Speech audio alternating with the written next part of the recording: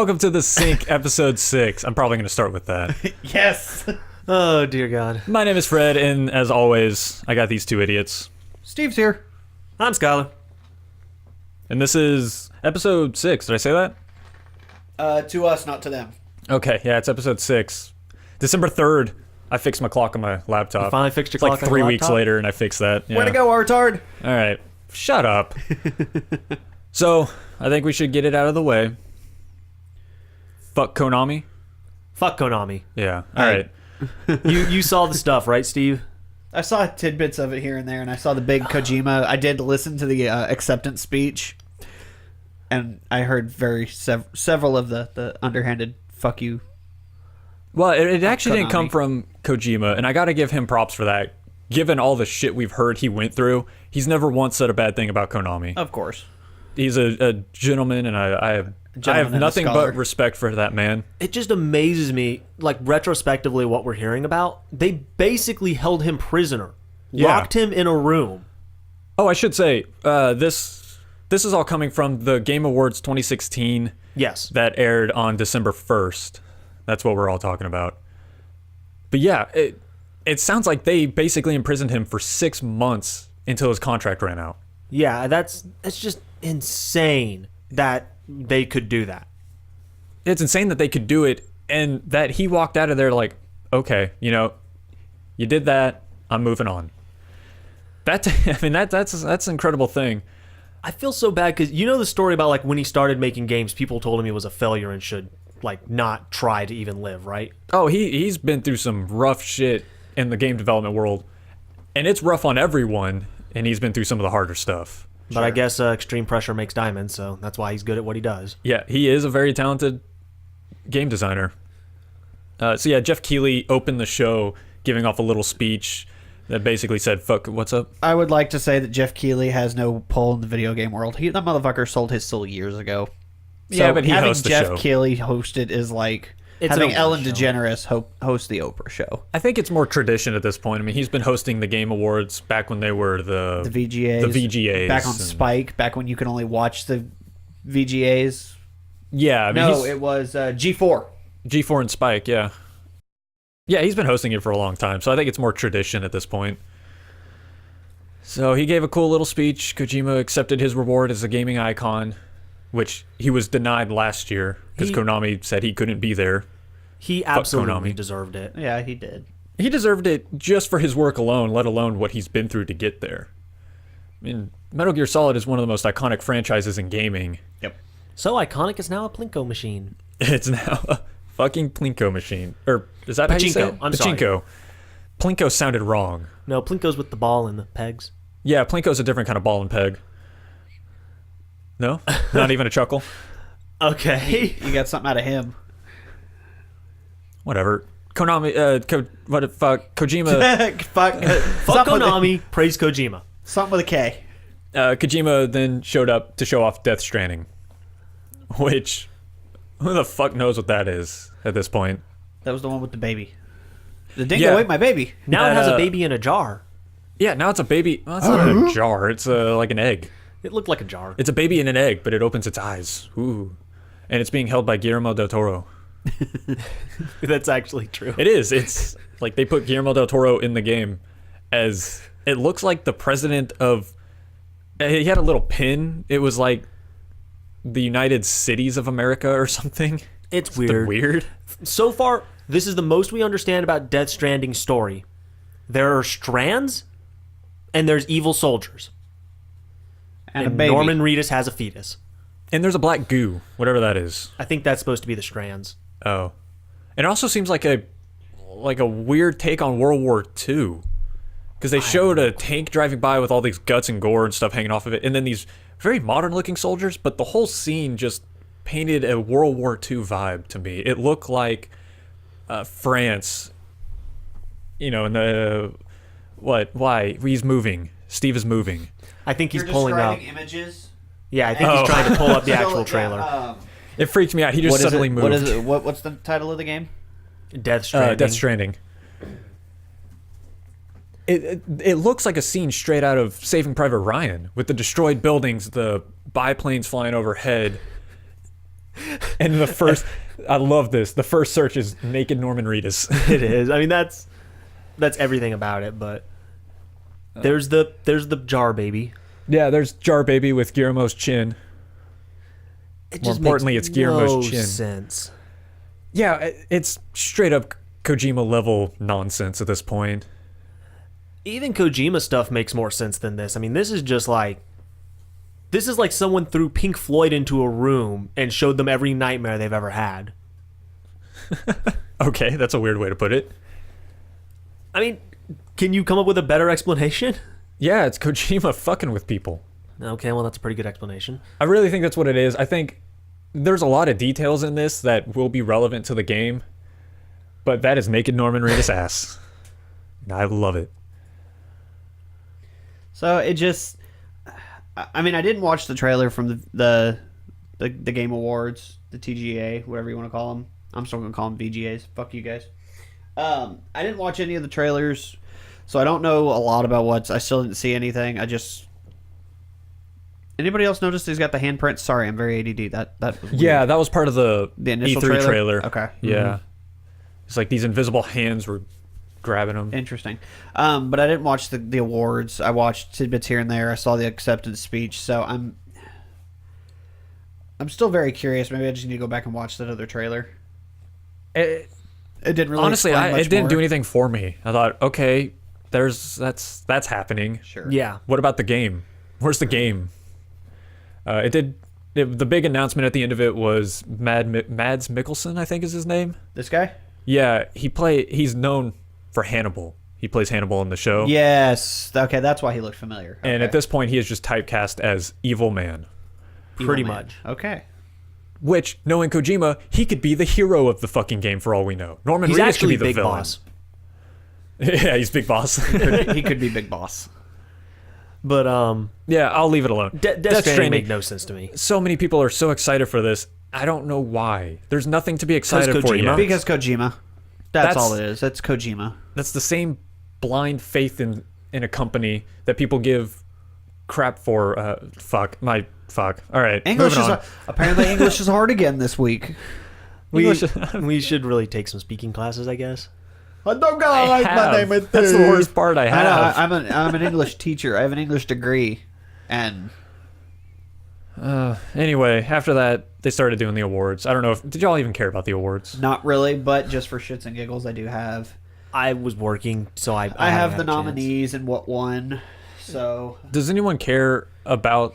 there's a handful Awards, of them. I I mean- kind of want to They are bring important. up. I mean, game of the year we had Doom, Inside, Overwatch, Titanfall 2, and Uncharted 4.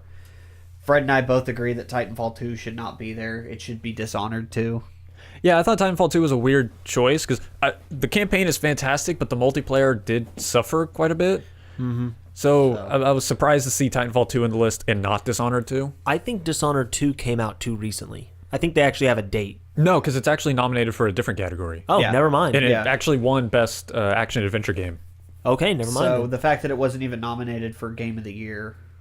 Otherwise, I'm pretty much okay with all the nominees and all the winners that they chose. They're about what I expected. I didn't really look at it, but I mean, I do think it's important because specifically as a kid, I remember telling my parents at one point, hey, you said that you were looking for a gift idea. Whichever one has Game of the Year for this year. Because I knew that that would be a good game. Yeah. So, This is sorry to cut you off. No, Fred. go ahead. The best music and sound design. This is always a category I'm very interested in.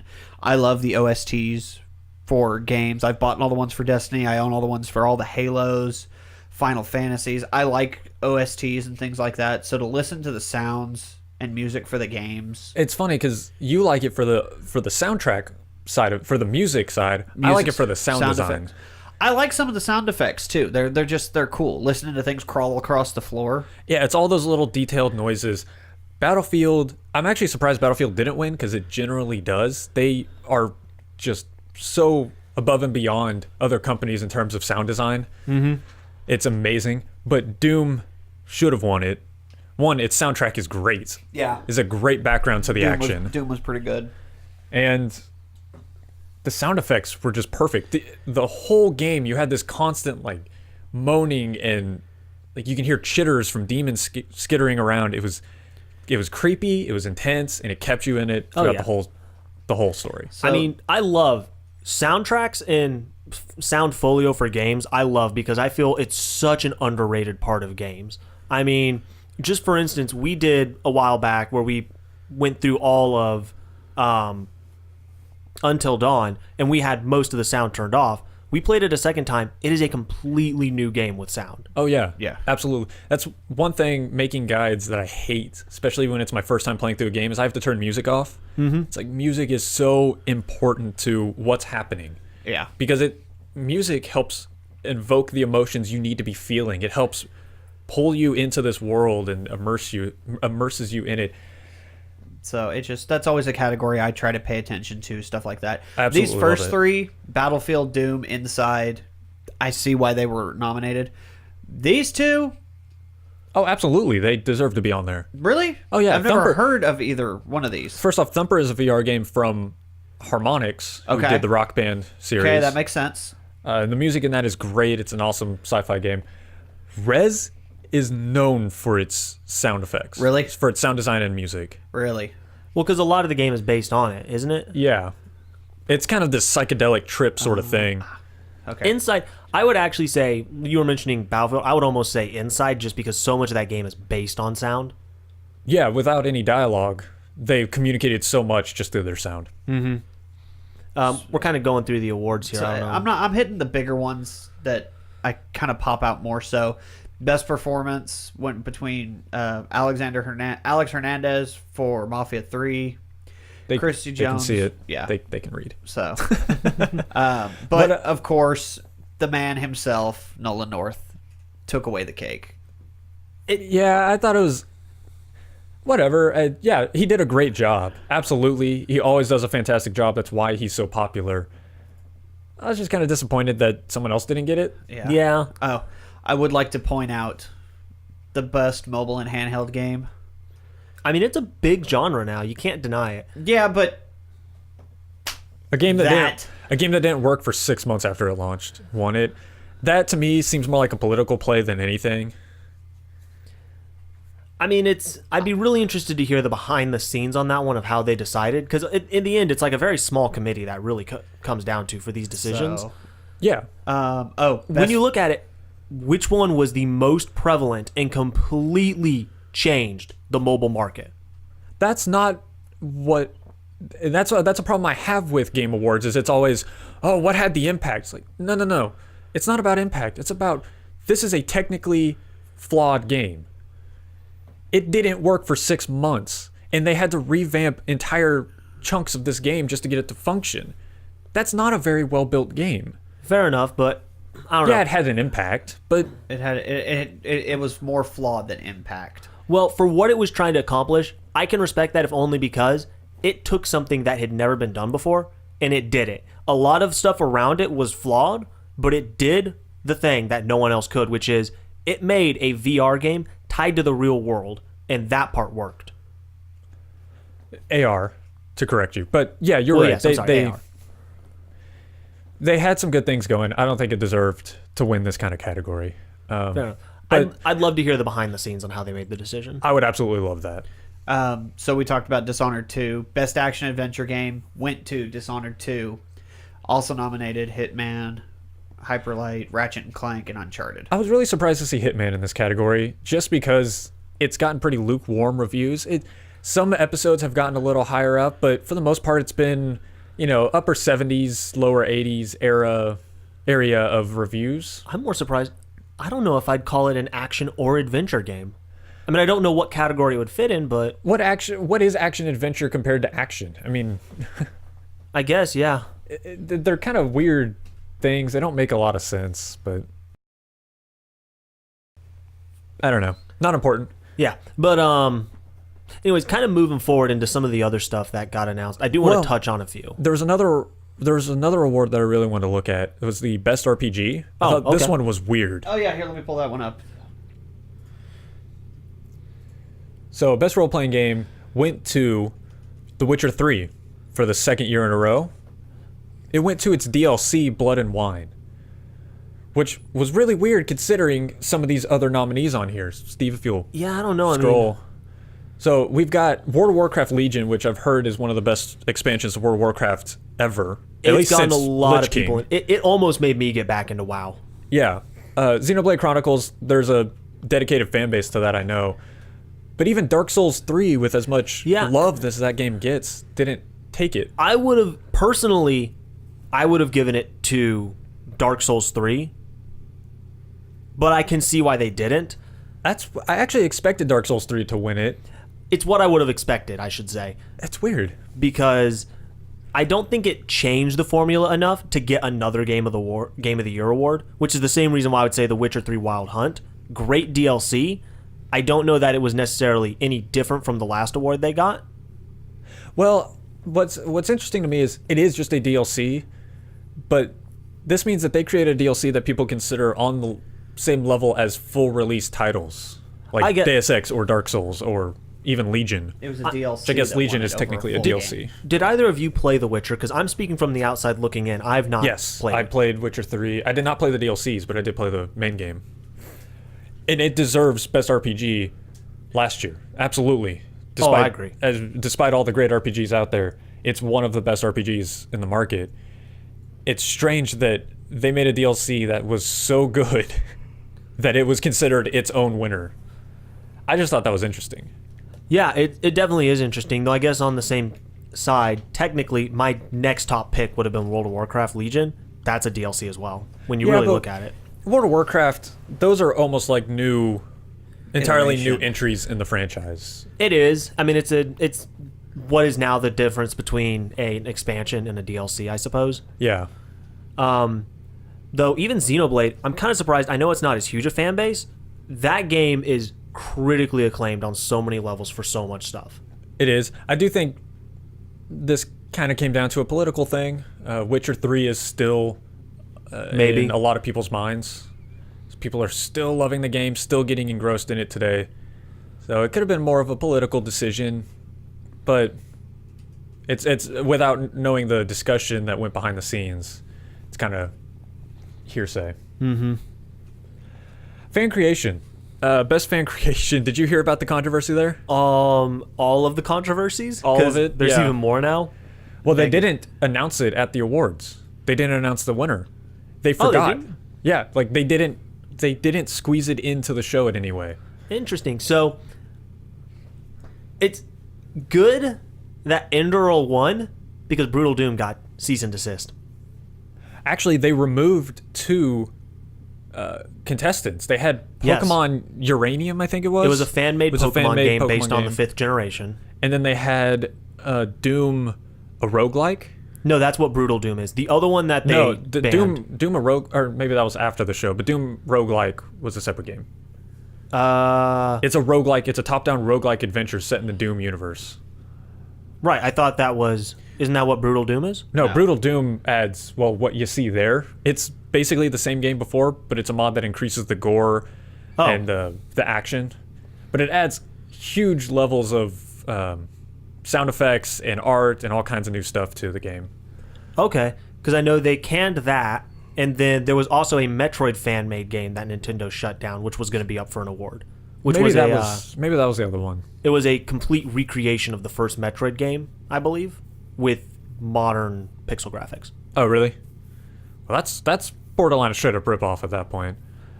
I suppose, but wouldn't just recreating Doom with better gore and graphics be a straight up ripoff? Well, it's not recreating Doom; it's a mod for Doom. I guess. Well, Doom 64, I don't know. I just noticed it's Doom 64, but the original Brutal Doom was just a mod for Doom.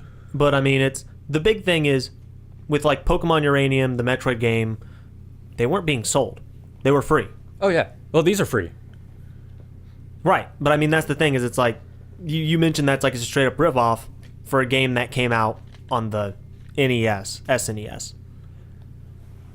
I mean, at what point does it become Oh, you're talking why did they get taken down? right? Oh, well, technically, with all of these, the developers have the rights to the assets. That's what I'm saying. It's more of a political question of at what point does Creative Commons get to say, you created this so long ago, we're allowed to add to it ourselves. Well, copyright law states typically for media is 50 years after the death of the creator. Which with games is different because of how fast stuff is growing. Is that a realistic copyright? That was more the question I don't know I'm that they asking. actually have solid copyright laws on video games yet. In the same terms that they do for film, books, things like that. Music. Things like that. It was a bit of a controversy a couple of years ago, and I think it's kind of moving back into the limelight. Oh, it's a constant issue.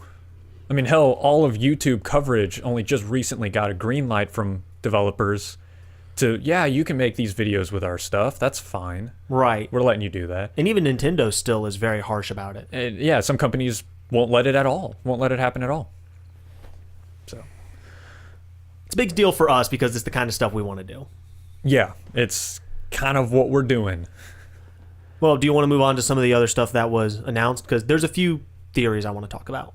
Yeah, I mean, the rest of the actual awards were pretty straightforward and nothing too surprising. So We finally got to see Mass Effect. yay. Yeah, it looks more Mass Effect. I'm not excited. Really? Actually, I think it looks cool. There's just nothing that's blowing me away about it yet, and maybe it's because I haven't gotten a sense of the scope of the game. They do keep promising that you're going to have a whole galaxy of planets that you can land on, and each one's going to have its own quest line, its own story details, and everything. But they haven't shown any of that yet, so it's not quite clicking for me. That could be why I'm not so excited yet. But we've still got time. They're going to show off more, and I bet they're going to delay the game. Oh, probably. Yeah, because isn't it slated for March of 2017? Yeah, March or spring of sometime. Yeah, I think that's right.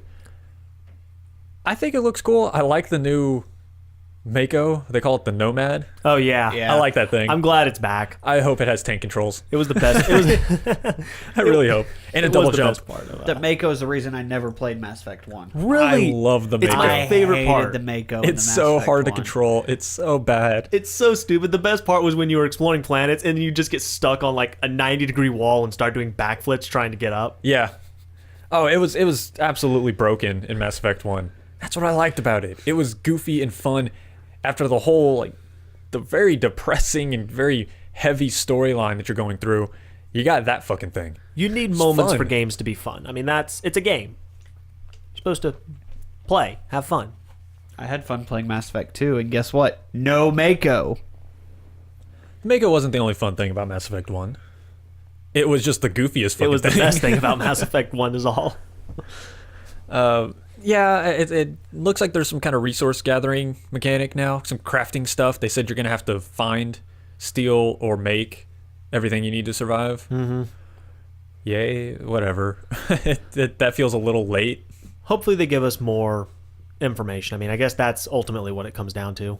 And I don't know if y'all noticed, but at the very end, very, very small fine print, bottom of the screen, it said captured in engine. Oh, Really? That's kind of a scary thing.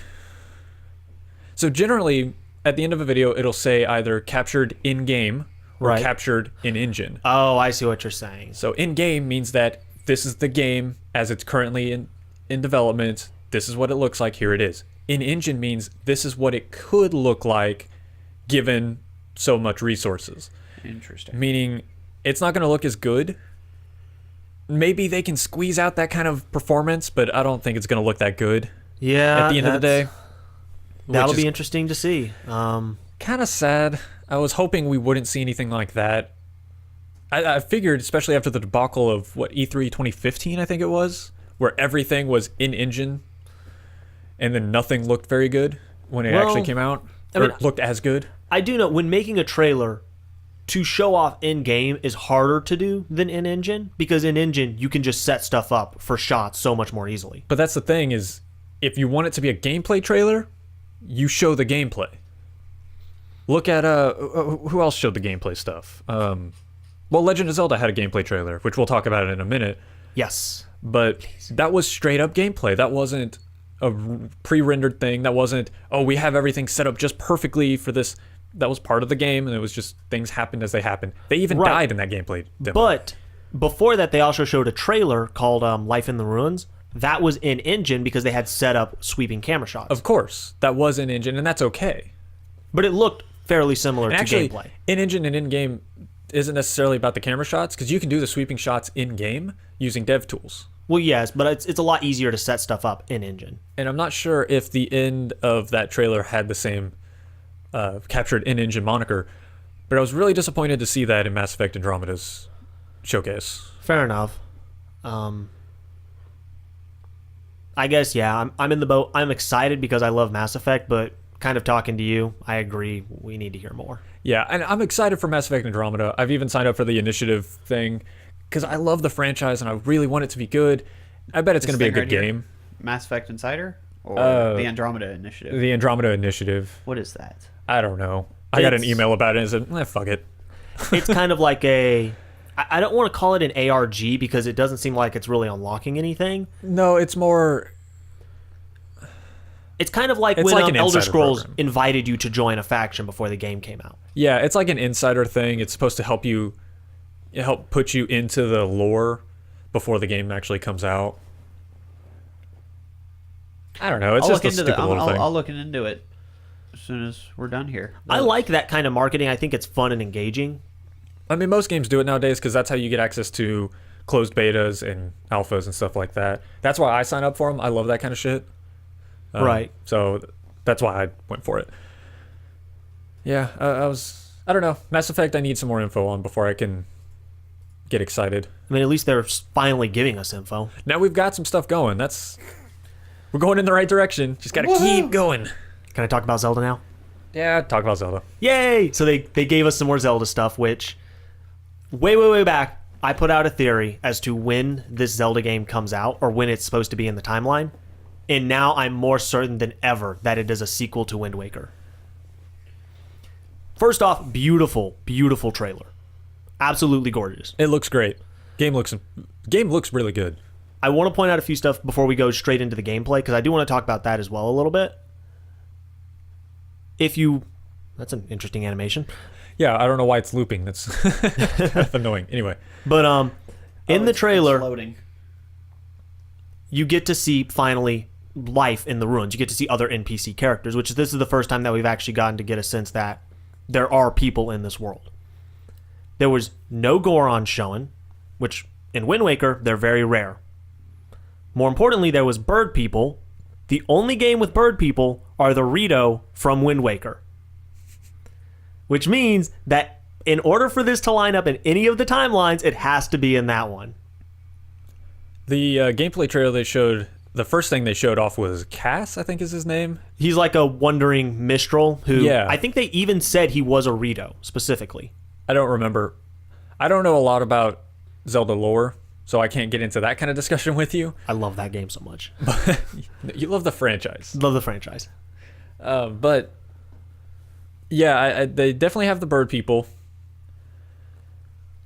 I don't know. I had something to think. I had a thought, and it just kind of left. Don't you know that you of all people have to write everything down?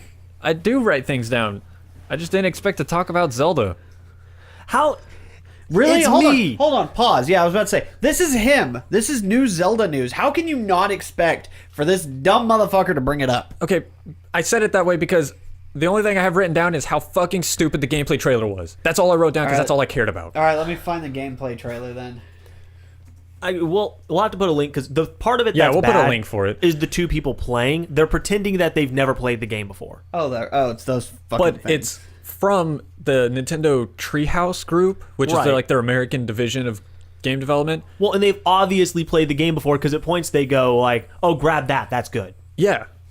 But this whole thing was like, oh, hey, we're from Nintendo Treehouse, and we're going to take a look at this game. And it was supposed to...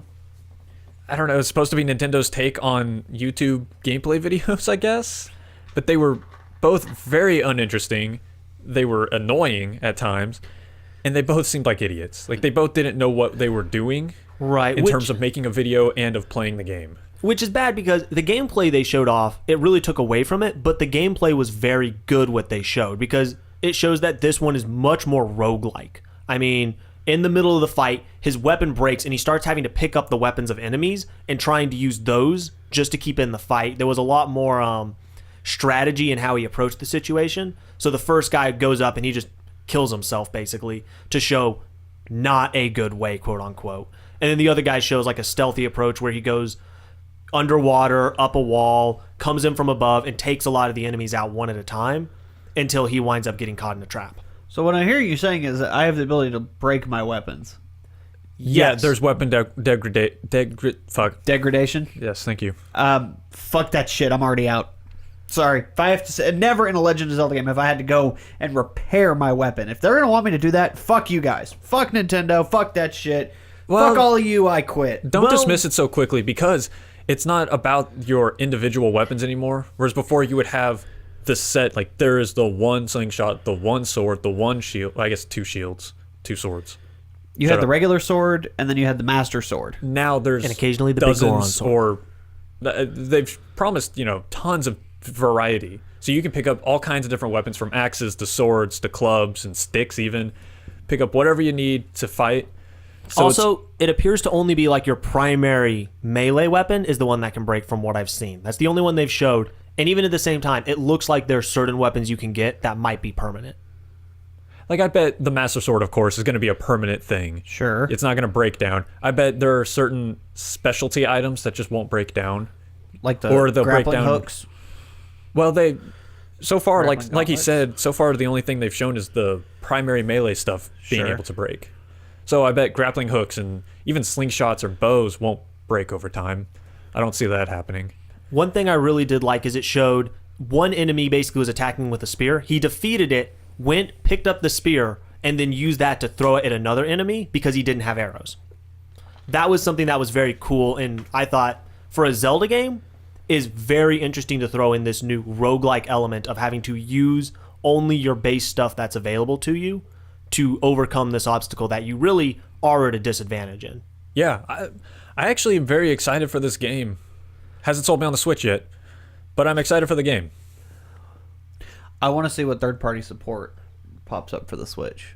It actually got a bunch of third-party support very recently, like Yeah. within the past week. Bethesda came out; they did confirm Skyrim will be on it. Yeah, but Wii U had promised third-party support until it didn't. They got Stardew Valley on the Switch, man. That might be enough. Right off bat, Stardew Valley is a fad. It's a great game, don't get me wrong, but it's kind of a fad. There was a time where everyone was talking about it, and now people are like, yeah, that game's great. I had fun with it. I'm not guess playing it anymore. it's but coming out on consoles. I mean, I think that'll get more people into it. Yeah, that'll kind of revive it for a little bit. Okay, I would like to point out that I'm looking for something on the Switch, and I'm getting beer advertisements. What's Well, wrong with what have you beer? been Googling? Yeah, I don't know. Nothing beer related. but I mean, it's definitely a concern. I do see a much bigger focus on Nintendo's part for third-party support. All right, so here's a small little Yeah, that's just an example of people, who've said of they're some of the gonna- companies that are backing it. Which So- a lot of those are traditionally very wide-ranging, so it makes sense. I mean, Yeah. I would actually Capcom- like to point out Atlas. Oh, that's an interesting one. Atlas Games. I don't know. They have a very finite group of people. You either love them or you hate them. There is no in between with Atlas Games. So they're a JRPG company, essentially. I know they do some variety, but Well, that's a big push for the Switch because I mean, it's undeniable. Xenoblade Ooh. has been ranked one of the best JRPGs to come to the Western market of all time. yeah. I mean, I know so many of my friends who love JRPGs that say that is the best. That put it above Final Fantasy even. And it's one of the few JRPGs that I've actually gone through. It's a phenomenal game. Weird, but phenomenal. Yeah. I would like to point out level 5. That's surprising. How so? Level 5 are the people who did Dark Cloud 2, and they're also responsible for White Knight Chronicles. They did a lot of stuff on the Wii. Did they? Yeah. I'm very okay. That makes me a little happy because that means level 5 they do some phenomenal games. I love their games. I love the Dark Cloud series. I loved both of the White Knight Chronicles as well. Those games were awesome. Right next to them, I guess we can expect to see some pachinko on Wii. Yeah, Konami's Yeah. throws Weird some that stuff on Konami there. is promising support. It's like, you don't make games anymore. What do you care? Yeah. Fuck What is Konami. it? What we got? What else we have? We have Telltale Games, which those games are blowing up left and right. Oh, speaking of Telltale Games. We were going to get into that. Good Okay. announcements. but I we'll didn't get realize we were going to get. I mean, the Lego games, obviously. Yeah, it's a wide variety of people. So but it seems to be there's some. a lot of those people also promised support for the Wii U until suddenly their games weren't selling very well on the Wii U. But then Nintendo also they didn't decided make a no. big drive about their third party on the Wii U. Yeah, that's true. Yeah, and hopefully this time around they've learned their lesson and are. There it is. Oh yeah, Bethesda flat out Yeah, came out they've and said confirmed it now. Skyrim's going to be on the Switch. They've confirmed their. I don't know if they confirmed that, but they did confirm their support. Important thing. So, hypothetical. I was surprised not to see anything on the Switch from the. Oh, I'm not. GMs. In fact, I saw they're going to be doing a press-only event for the Switch soon, January 13th. Right. Okay. They're doing a press-only event, and it's invite-only kind of thing. What's up? Epic Games. Yes. Those are the people who do Gears of War, correct? Yeah, among other things. Okay. They're most notable in that they own the Unreal Engine, Ah. so that's where their support would come in. Okay. That I did not know. Okay, I was just curious. I saw like Epic. Wait, Epic Gears of War. And actually, Epic doesn't do Gears of War anymore. They left Microsoft. Oh, really? Yeah. Was it the Coalition does Gears of War now? Okay. They made Gears of War 4. Okay. So there's that. I mean, it's interesting. Do we want to move on to Telltale? Yeah, we'll talk And about their Telltale. Yeah, I'm excited. So they announced the kind of widely rumored thing of Guardians of the Galaxy Telltale series. Very I expected called at this it. point. Well, you and Well, half you the and internet. yeah. Well, I'm the one out of this group. Fuck the internet. Out of this group, I pointed it out. Yeah, and it took a while before I found anything, which was weird because everyone had been talking rumors of it, and I just couldn't find any articles on it. I've been I hearing have the no rumors, idea why. But I mean, he obviously was way ahead of me on it because I had only just started hearing about him. I did notice this is a little interesting. Did you see what the mixtape was called? Yeah, it wasn't the Awesome Mix. It was the Rad Mix Volume 1. Yeah. Which I wonder if that they... I don't know if that was an oversight or just them doing a different mixtape because it's supposed to be a different Guardians now. One, that's a detail that would not have been looked over. That's they would why not have made that mistake. it I seems think it's- intentional. I think it's because either they're trying to prove that this is a slightly different take on Guardians, not tied to the MCU, or the MCU because they sell the Awesome Mix, so maybe that's a legal thing. They're not allowed to use that. I don't know. Well, that was the big thing is when I saw that, my first thought was, is this not part of the Marvel Cinematic Universe? Absolutely not. There's no way it's part of the universe. Why not? Why couldn't they tie it in and say that this is a side story? Because they got 20 fucking movies and 15 fucking TV shows to go Beyond through. the fact that it would completely fuck up the Marvel universe to throw in something completely different. No, Marvel's already pretty much put themselves in a bad position already. But that's something we'll get in at a later time. Throwing in now a video game. You remember the game Defiance? You remember how badly that thing fucking crashed and burned? Well, Oh, Defiance that was an crashed issue for of... a number of reasons. Yeah, that was an issue of just bad funding, bad strategy, bad game. Bad marketing. Oh, bad game. Yeah, you said But that. but I mean, they could easily have where it's a side story, maybe to bridge the gap between two. Because I mean, Game of Thrones, the Telltale series, is considered canon in the Game of Thrones cinema. Yeah, Or but they're Game not of Thrones trying TV to show. create a cinematic universe across multiple movies and TV franchises with Game of Thrones. Yeah, but I mean, throwing in gaming now is one of the entries. I mean, they have books, they have movies, they have TV shows. Why not have a game that's considered part of the universe? I think that they will eventually include video games into it, but I don't think they're going to do You it right really now. don't understand how expansive the Marvel universe is, do you? Oh, It's huge. We've pulled up timelines multiple times. I just don't think they're insane. Then you must understand how hard that's going to be to include another source. Okay, let's say we have 3 different comic book series that are all running parallel to each other. You want to throw in another form of media to make that timeline even more convoluted? You're asking for suicide. I don't know that it's that extreme. I just That's don't think it'd exactly be a how smart, extreme it is. I don't think it'd just be a smart move for them to do at this point.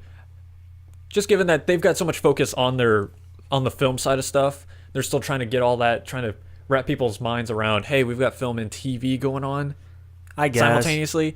I think trying to stretch into the video game market as well is overreaching. So you'll think it'll be more like the Telltale Walking Dead, where it's a side story not related to either of the two Yeah, mediums? I think it'll be a completely separate little side story.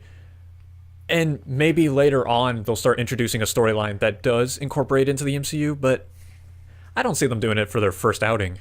Maybe. That seems a little risky. It is weird that they're replacing the main character with Clementine. No, that's not true. Now you're That's jumping not into confirmed. season 3. Okay. No, I was trying to Actually, bridge over. yeah, she's not the main character. She isn't, which is interesting. It's a completely new main character. So, have you played the Walking Dead Telltale games? No. You're a You terrible absolutely person. should. You need to. They are fantastic. You like the Telltale games? Yeah. Yeah. It's They're so a must good. play. They're fantastic. They're actually, I think I have the first season free.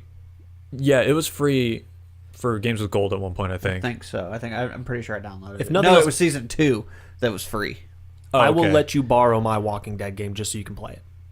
Yeah, you got to play through it. It's a fantastic story, especially since you like the Telltale games. Yeah. It's right up your alley. And it's another one where your decisions carry over from game to game, even season to season. So like season 3 will be affected by season 1 and 2. It's weird, and because of that, I feel bad even saying that Clementine is in this game, because that itself is a spoiler for so much of the first 2 seasons. Well, not really. There are many moments at when this you think point. she's dead, Not at this point. I guess, but I mean it's interesting. She's definitely older. She's much more badass. Much more badass. Yeah, she could take care of herself, which is a huge jump from season 2. Well, I mean, season 2, she could kind of take care of herself. She was getting to that point. I mean, season 3 now, it introduces her shoving a knife through a zombie while holding a shotgun.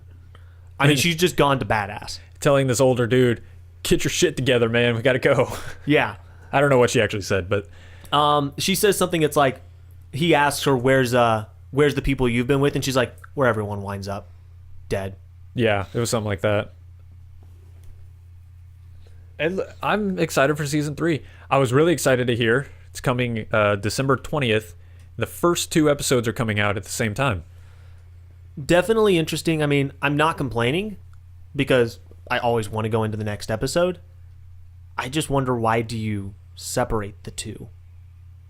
Why separate the 2? Yeah, why not just make it one long episode? I don't know if I would want to do a long episode. No. I get bored. I feel like Tales with the Borderlands. There was a point where in some of these episodes I got bored. If you make it even longer, I'm going to get even more bored. I'm sorry. I feel like they're the perfect length. Okay, it just seems weird releasing at the same time because to me it defeats the point of it being episodic if they just all come out at once. No, I disagree. I think the point of the episodes is that it's kind of like a TV show, even like with Netflix. Why do they release shows in episodes? Well, it's so that they can break the story up into chunks Okay. for delivery. Yeah, I mean, would you want to watch a 6-hour episode of Luke Cage? Yes, actually. Well, I just started rewatching But Luke Cage. With no stops at all, no episodes whatsoever, you'd watch a 6-hour episode. actually coming back to it, I can see it now as being like breaking points in the chapters. I'm coming around to what y'all Can are you saying. also see that, let's say you take Flash. You want to watch a 26-hour episode of The Flash? I don't even want to watch 1 hour episode of The Flash. Yeah, you forget he doesn't like DC. It's good. DC's great. It's Oh, yeah, awesome. that's right. I just don't DC. But you see my point. You want to watch a 20-something hour episode of something? No, you convinced me. That's great that they broke up it's- the first into 2 episodes and are releasing them at the same time. Yeah, I think You're it's a an important. bitch. It's an important thing for even just for thematic changes throughout the season. It's important. No, I'm super excited. I'm just happy it's coming back. I love the Walking Dead Telltale series. And coming back so soon, December 20th. Yeah, That's now, Clementine. Yeah, I recognize her. I've watched you play a little bit of one of the seasons. I think I was playing season 1, yeah. Is one thing that I just want to say. They have to do one thing with this new season of Walking Dead and with Guardians, because I will not sit through another Telltale game that lags the hell out during every single cutscene. Yeah. Although looking at the trailer for season 3, it looks like they're getting a little more ambitious in their design. They have a lot of camera movements, a lot of changes, They do. a lot of swoops, a lot of pans, a lot of It better support like it that. because we're going to go back and talk Tales from the Borderlands for just a sec because I know all 3 of us have played it. The final chapter of Tales from the Borderlands and the final big sequence, every single moment I had to make a decision, it took 30 seconds to load the next scene, and even then it was lagging and dropping frames during the entire scene. Oh, during the final fight, you got to put in all the button presses. It was terrible. It would lag so bad that I would miss them. Like there was one section I couldn't do because I couldn't hit the button presses, so I had to just fail that little section and move on to the next one. See, I never had those problems. I've never had lag problems with the Telltale games ever. It's always been a problem. I mean, it was really bad in The Walking Dead. Season 2 wasn't as bad, but I heard the worst one was actually Game of Thrones. Game of Thrones had a lot of issues with it. What was the one that had the big bad wolf? Wolf Among Us? Wolf Among Us. That one had an issue where it just wouldn't load assets, so there'd be entire scenes where like there'd be one character talking to an empty room, and then all of a sudden like 30 things would appear. Yeah, but it didn't ever have any lag issues, so you could still make the inputs. But it also had a funny. Did get very confusing at points when you're like, well, who's talking to who? What's going on? The worst bug I think for Wolf Among Us was the dialogue trees just wouldn't show up. It would say like replacement dialogue 1, 2, 3, and 4. It's like, well, what the hell is this? Yeah, what am I deciding? You click one and you just like shoot someone and stab another. You're like, that wasn't my decision at all. And the problem with that one is if you got that error, you had to reload the whole episode. Like it was screwed from that save on, so you had to reload the episode to fix it. So you could lose hour and a half progress. That was the one that pissed me off. But yeah, they've got some technical issues they got to get worked out for sure. I mean, it speaks volumes to their stories that these are huge bugs and we still want more from them. Yeah. But I mean, it is something that at this point, you've made so many Telltale games. Fix your goddamn engine. Just please. Choo choo. Was that a train engine? He said fix your engine. Put the coal on the fires. Get it running, boys. Do what I want. Lock people in a room for 6 months till they fix it. I was sad I didn't see Red Dead Redemption 2 at the Game Awards. Yeah, I mean, I just was hoping for there was no rumors or anything. I just hoped there would be there. At this point, I don't think they need to, but it would have been cool to see. I don't know if there was really that much else from the Game Awards that I wanted to bring up. Did you have any? Well, I'm sure you want to talk Halo Wars 2. Fuck yes. I saw that trailer. Oh my god. I love the first one. The story behind it, to me, it felt very Halo 2 level story. I felt like. It was very... that's a very divisive answer. It's very diversified. Some people will take that as, oh, that's the best campaign ever. And others will say, that fucking sucks. A lot of people don't like the cliffhanger at the end. Beyond that, I think it's one of the better A lot of people don't like the cliffhanger or the fact that you switch between the Arbiter and Chief throughout the whole game. That was the most annoying part. I hated the Arbiter parts. The back and forth was kind of annoying, but the fact that it gave depth to your enemy. Well, see, you're one of the people who really liked it. I like this story. I agree the switching back and forth got very janky at times. But anyway.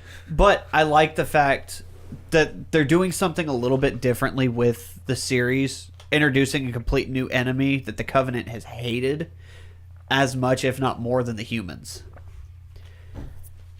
It's definitely interesting to see them adding in this second threat that was there the whole time. There's also the fact, I mean, we've got a whole new AI. I'm a little sad that Serena's not coming back, but she might. I don't know. For people who don't know, Serena was the AI on board of the Spirit of Fire. That's the ship from the first Halo Wars. From the first Halo Wars. I love that everything in Halo has to be explained. You can give all the names in the world and no one will know what the hell you're talking about. Yeah. Oh, if you read the books, it gets even worse. There's a ship named 2 for Flinching, and every time that ship comes up, it's so confusing because just like 2 for Flinching comes in. Yeah. What?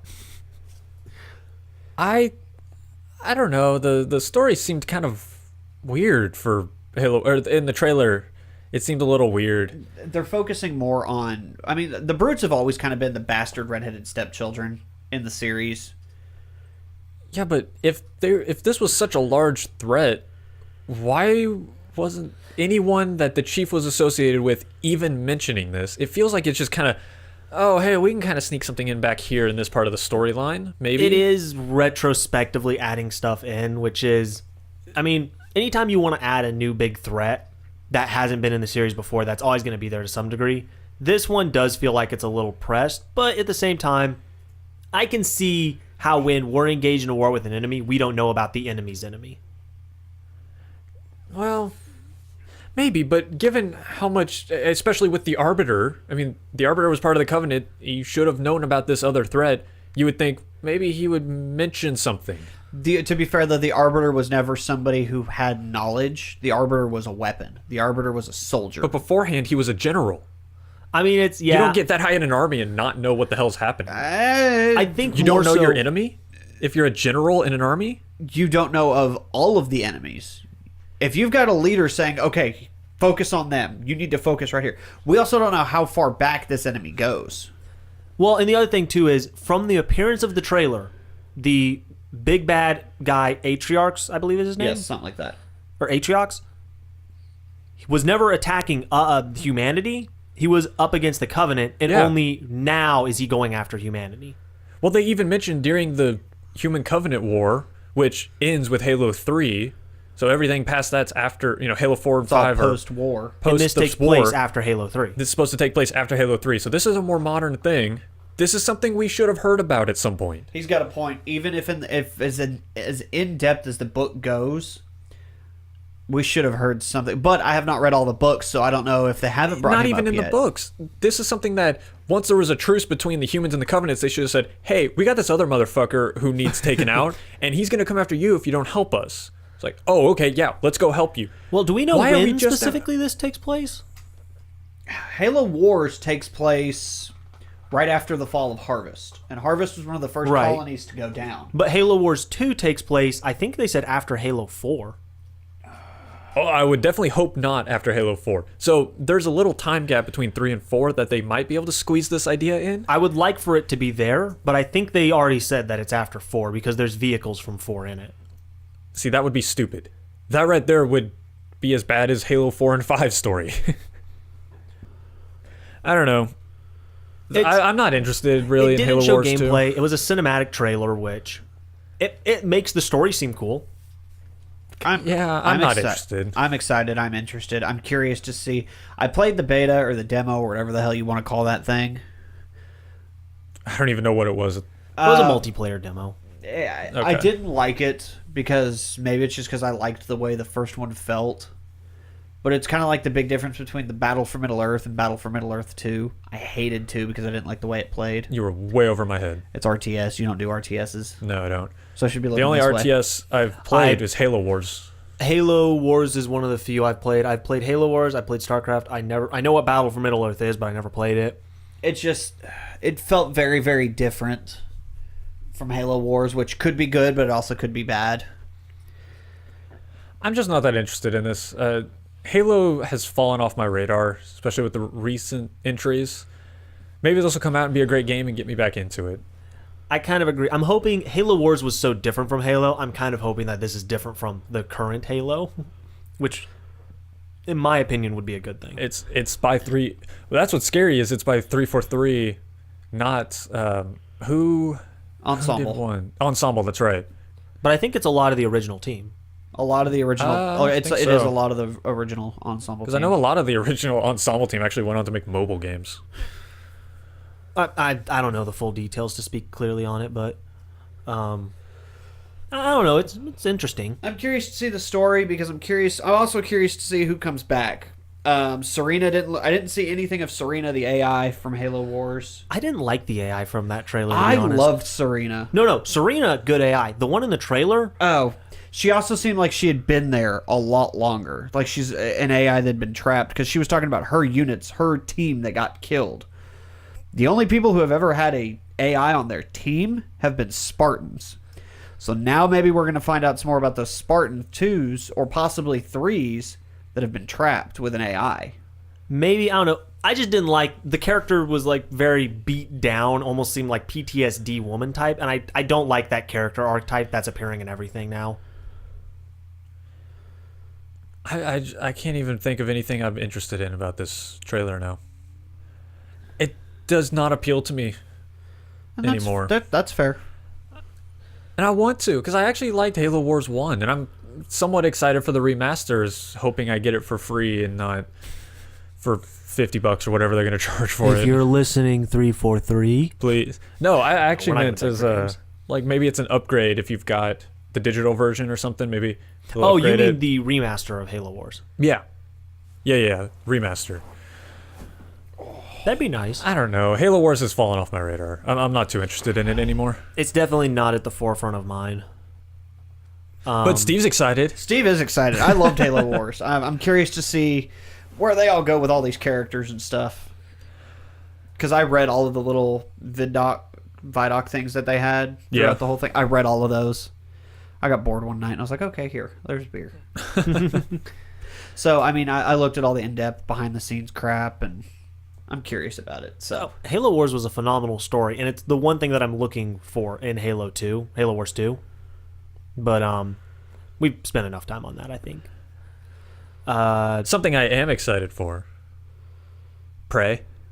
Oh, Prey looks so good. what am I praying for? P-R-E. E. Why? There's an E in there, not an A. No, it's weird because they did a little bit of a gameplay demo and they showed a gameplay trailer. For whatever reason, it really looks to me almost like BioShock in space. It absolutely does. It actually reminded me more of System Shock in that regard, which is essentially BioShock in space.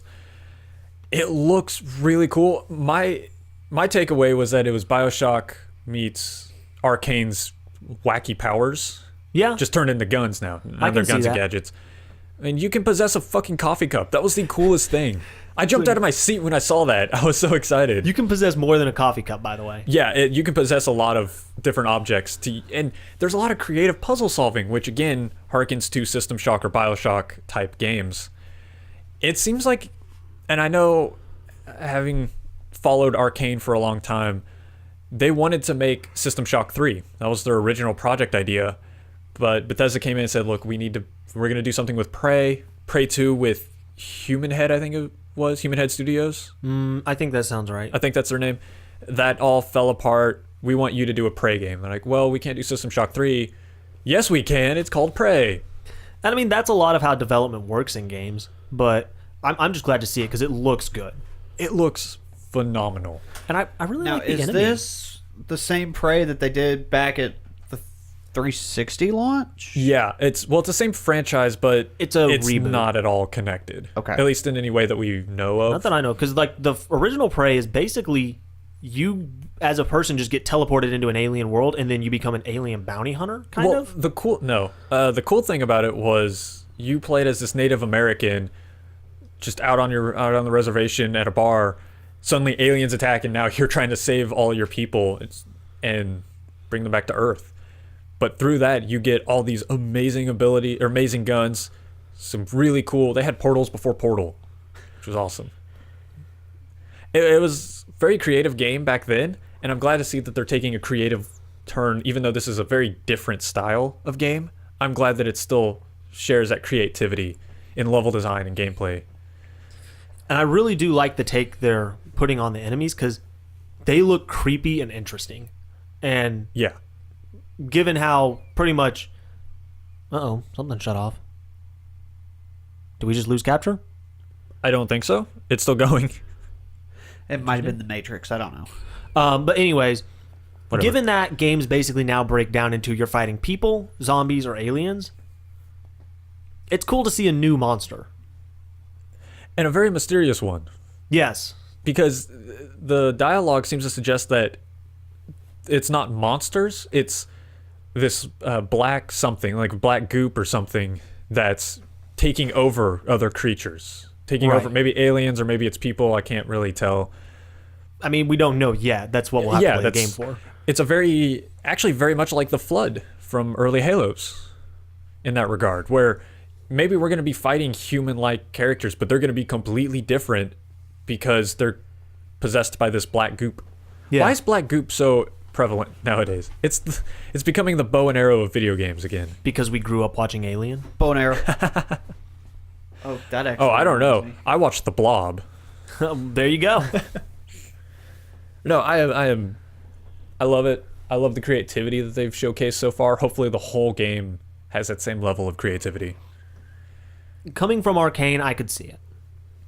Yeah, I mean, Arcane is fantastic. I think Arcane may be my favorite developers right now. They're up there. I mean, with this and Dishonored, at least.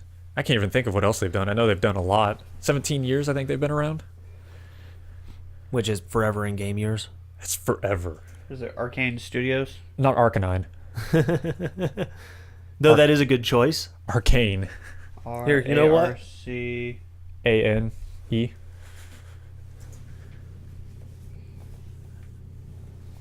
How do we wind up pulling up it's a K Arcanine in on the there. same day that I just decided to wear an Arcanine shirt? Founded October 12th, 1991. Yeah, they've... So yeah, that's check on the releases. Click the page. This one right here? No, might as well do the Wikipedia. that's 17 years. I'm just curious, because fucking hell. Wait, I just did terrible math. Yeah, you're bad at That's math. 24 years. Oh, that's right. They did that Dark Messiah of Might and Magic. Is that really all they've done? I remember Dark Messiah. That one was actually kind of fun. Hey, take your time. Make good games. I really thought they did more than that. Oh, I'm thinking of... I remember that. Return yeah, to they were supposed to Ravenholm. do episode 4 at one point. I remember seeing so much about that. There's a game that they're definitely taking their time on, Half-Life. It's canceled. Clearly, it's under the canceled games. It's under hiatus. Oh, Oh, Half-Life is under hiatus. This, yeah. I Return to thought you Ravenholm meant was the episode canceled. 4. I'm thinking of, was it Starbreak, I think? The people who made Syndicate, Darkness, Chronicles of Riddick, the Escape from Butcher Bay. Anyway, Steve, look it up. another great studio. I was thinking of them. But Arcane, still fantastic studio. I've loved their work so far. Okay, we're pulling it up to find out. Yeah, Butcher Bay. Starbreeze? Starbreeze, Yep. that's it. Because they also made The Darkness, which I love. That was an interesting idea for a game. The first game was a little rough, but a very fun game. Darkness 2 made it into a proper game. It's really It's good. a lot of what I heard. I never played it, sadly. Shovel Knight. Oh yeah, and Brothers. They did Brothers. God. Yes, Shovel Knight is getting a prequel. I'm just happy for him with Shovel Knight. That's such a great game. That's one of those games I've wanted to play and just haven't gotten around to. It's a breath of fresh air for gaming. If you liked old school platformers, it's that. Yeah. It has a very Mega Man feel, or look to it at least. Very Mega Man. It's almost like a weird cross between Mega Man, Castlevania, and Mario. Okay. So, all 2D platformers? Yeah. Well, if we're doing that, you got to throw in Metroid. There's Metroid elements to it. I mean, Is Is a it a Metroidvania style thing? I thought it was a pretty linear game. It's a pretty linear game, but there's a lot of branching stuff. Oh, okay. So, I mean, it's like you go to the next area, and there's, for instance, like the first area you go to, there's 2 castles, and once you complete those 2 castles, you can go to the next area where there's 4, and you can do them in any order.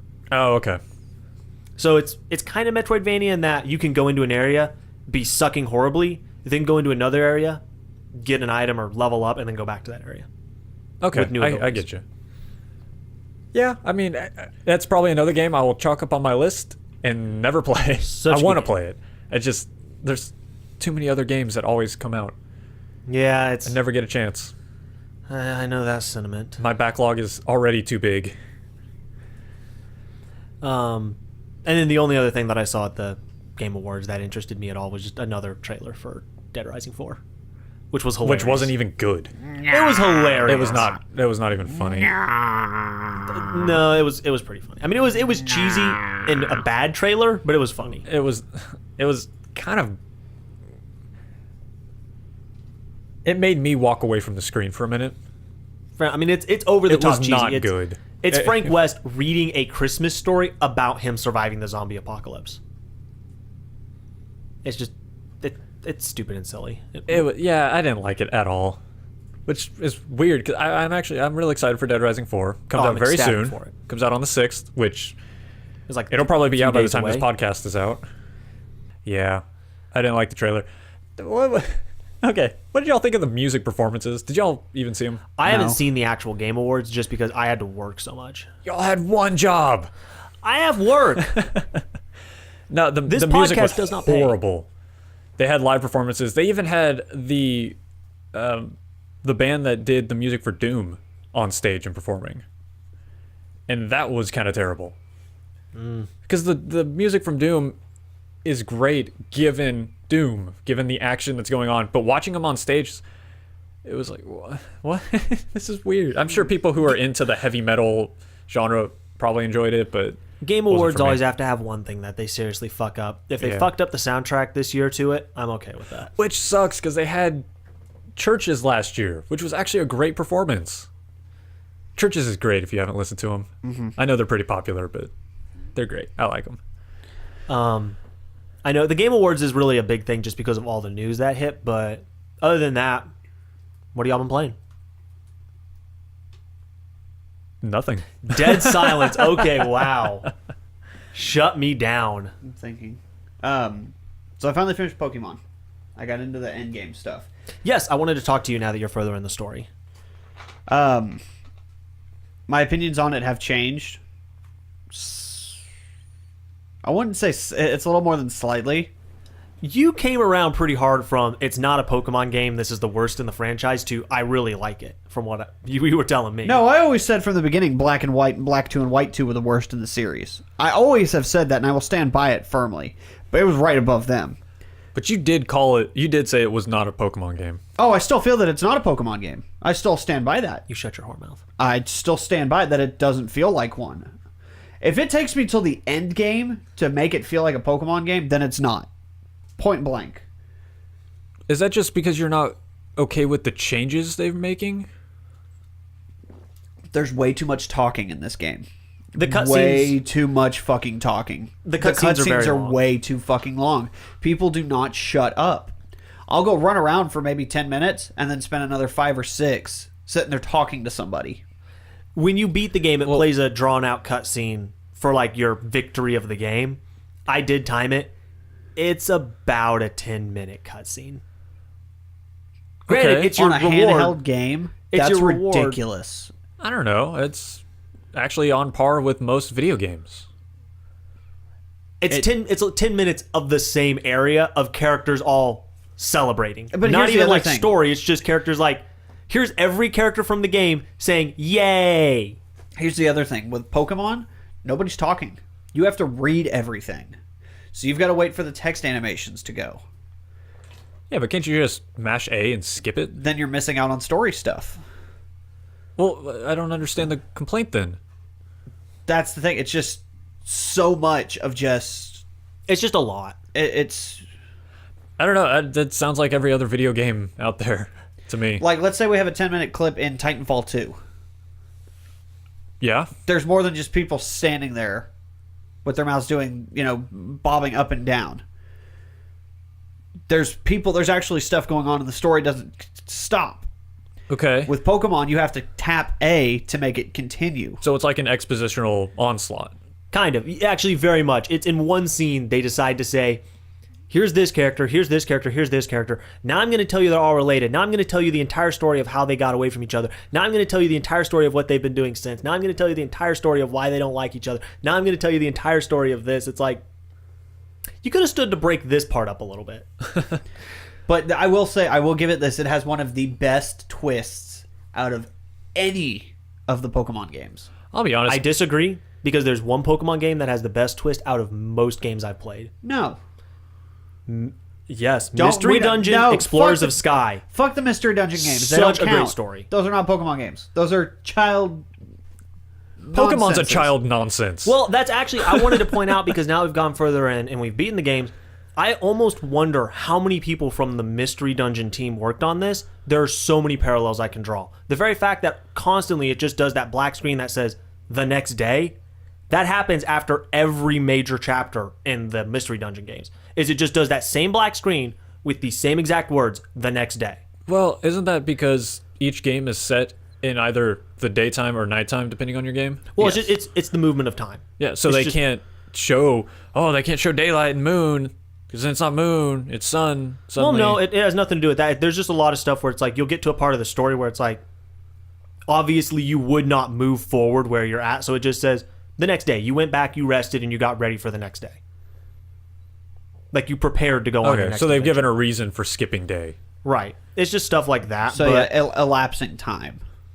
But I mean, there's so much stuff where the game starts out very almost childish and kid-like, but then when you get to the crescendo of the story, it's actually some really heavy adult stuff. I mean, they basically go into like borderline child abuse and Well, that's always how Pokemon's been.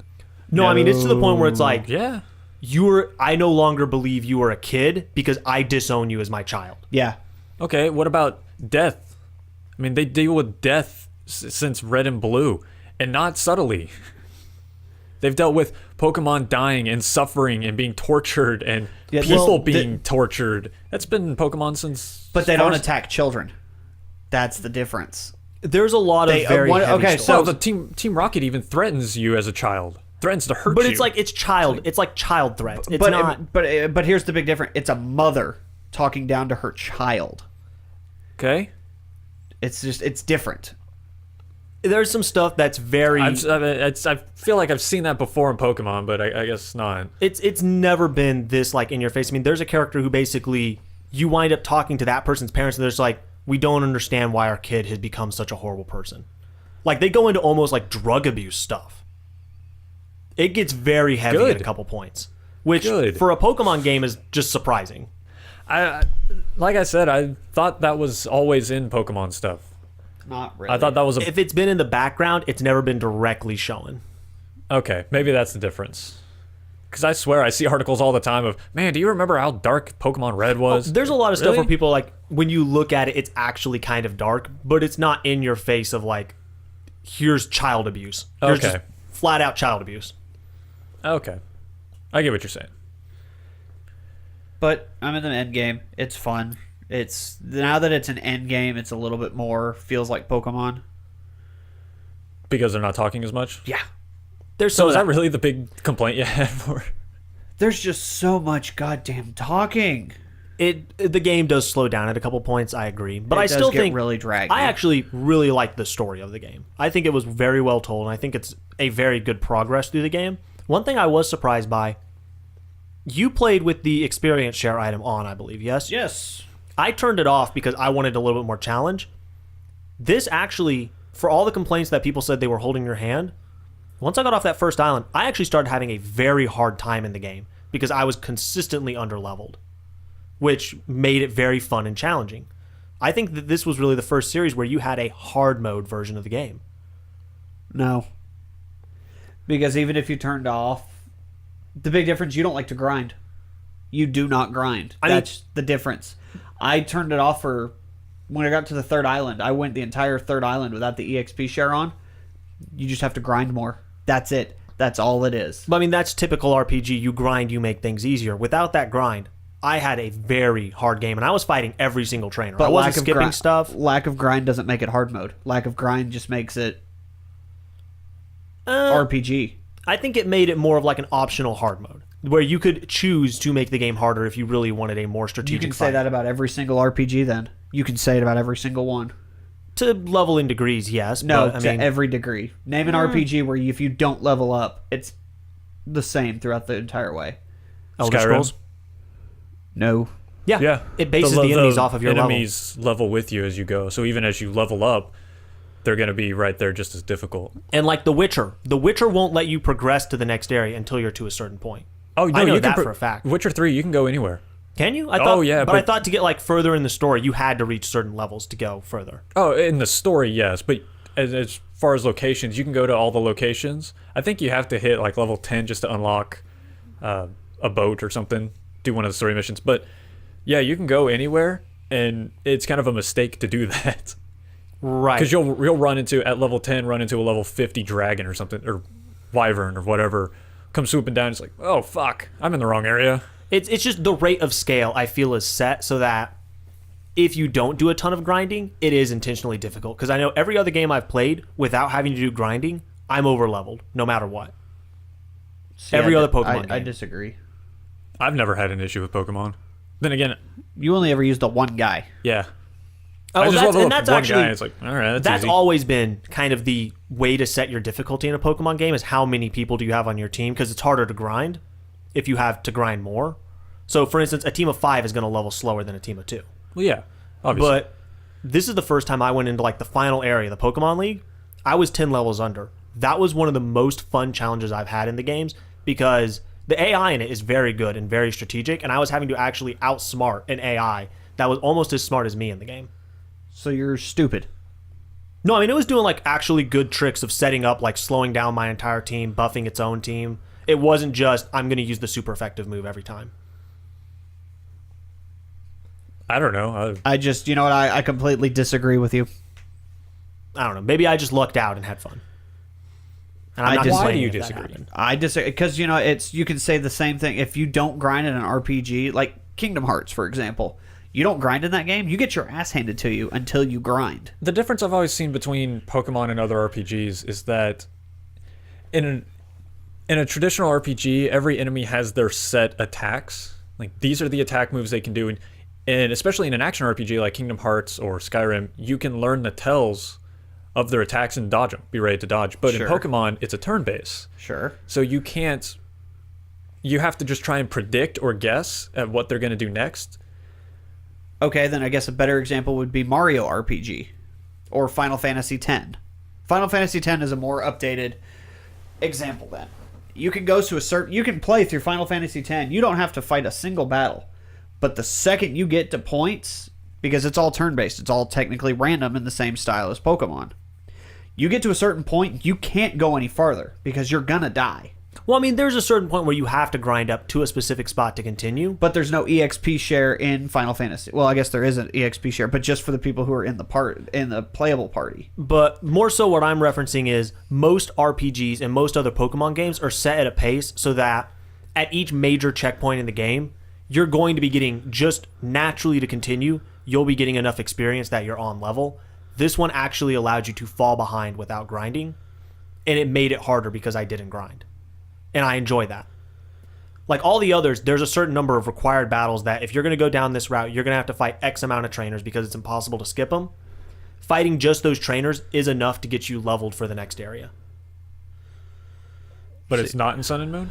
In Sun that and what you're Moon, saying? it is very easy to fall behind in experience Okay. without See, grinding. I disagree. So maybe it's just this is the first one where grinding is required, and that's what made it more difficult. I enjoyed it because I felt like it was actually a challenge in a lot of the fights. The only other thing I can think, though, this week, anyone here played Final Fantasy 15? No. That's a game that came out. Yeah, I wanted to because of all the hype, really. I mean, it's been, 10 years since it was announced? I think so. It looks beautiful. I heard a bunch coming up leading into it, and now I'm kind of hearing nothing anymore. I'm hearing a lot of complaints. I haven't heard any Huge- complaints. I'm hearing a few complaints from the big Final Fantasy people that I know. I don't know exactly what their complaints are because I kind of just skimmed over it. But I'm hearing a lot of, this is not what I was expecting. I haven't heard very many complaints. I have heard that it's a little short for Final Fantasy. Short being like 40 hours Yeah, I was about to say. versus just the main story. 140. Final Fantasy X at least was close to 200 hours. Easy. Yeah, I remember, I think it was 13. They had a big promise that people laughed at. They complained it was linear until you hit the 60-hour mark, and then it would open up. And then it's like, no. Once you hit 60 hours, then you're actually in the game. What the fuck? Way to go, Squeenix. This, it seems like they've learned their lesson, and if it's a shorter game, kind of, it's still 40 fucking hours, but I think that's the only complaint I've ever heard about it. Otherwise, people Sure. enjoy it. A lot of people have been enjoying it. It got leaked a bit early. Like, retailers started selling it almost a week early, and people started posting spoilers for the ending, like showing off the end of the game before it even came out. Of course they did. Well, Which when is it's a only huge 40 problem. hours, I mean, you can get there really fast. Oh yeah, you can knock it out in a week, easy. 40 hours, you do that in work. Yeah. I mean, I've never been a huge Final Fantasy person. I didn't know. I know you really like Squeenix and Final Fantasy type games, so I thought I'd ask. I have no urge of picking up Final Fantasy 15. And that's not even the Final Fantasy I'm excited for coming out within the next 5 years. I actually do want to play Final Fantasy 15. This is the first one I've wanted to play. I'm more interested in 7. The 7 remaster. The 7 remastered. Because from what I've heard, it's going to have the same combat style system as 15. I don't know. So I'm excited to see how Square Enix's most fan-beloved game sounds like they're making a lot of very strange choices with Final Fantasy VII. So we'll have to see how that ends up. Hopefully we actually always made see strange it. choices with Final Fantasy. Yeah, but even for a remaster, not remaster, remake. Like they're Yeah. fully remaking the game. I thought of mentioning it just because I didn't know. Yeah, I've yet to get interested. I want to play it. I'm just gonna go play Dead Rising. You don't like that style of RPGs, though. You don't. Lukewarm on it, yeah. I generally don't, but this one seems a little more towards the Western style that I'm okay with. So I'm willing to check it out. I may pick it up and then hate it, but whatever. Sure. All right. I think we've lost all excitement and energy. I'm sorry to much. bring up such a low note. I just wanted to mention it. But... Jeez, you ruined Final Fantasy 15. Okay, wait. One thing we can end on, because it'll definitely happen before we're back for a podcast, even though we're going to have a podcast before then. Do you have your Rogue One tickets yet? Yes. Good. I don't know when I'm going to see it. Wrong answer. You're never going to get to see it because tickets are already sold out. False. Okay, I'll wait a couple days and then go see it later. You're full of shit. Do you All realize the theaters I was looking at were sold out for day one. then you're looking at the wrong theaters, my friend? Where are you getting tickets? I got tickets for Thursday night at Cinemark West Plano, and I got tickets for that, and I have tickets for that Saturday morning as well. I know Legacy's sold out. Damn, I was looking for tickets As we in name like places that people don't know. true, but I was looking. I could not find good seats at most. I mean, I found open seats, but they were like the front 3 rows. If you're wanting to go opening night for something like this, you got to do it either 4 weeks in advance or suck it up and take the shitty seats. Oh, I bought my tickets day one. The first day that they went up for order, I got my tickets at a movie theater I've never heard of before. Well, see, that's the thing. You went to somewhere where you've never heard of It was it. the only place I could find tickets that weren't the first row. I'm going to go on Monday where it doesn't fucking matter and I'll be by myself in a theater anyway because everyone's at work. Because you're there Monday morning. Monday at noon. I'm excited for it because it looks really good. I've heard it described as Star Wars meets Band of Brothers. I've got my reserves about it. We'll talk about it then. Because it comes out on the 16th, technically. Right, so we'll have one more podcast before it. Yeah, it won't be the next one. It'll be the one after. Well, because I won't be seeing it until the 17th. I Or thought I won't be you able said you got it on Thursday. Thursday night. Yeah, so the 15th.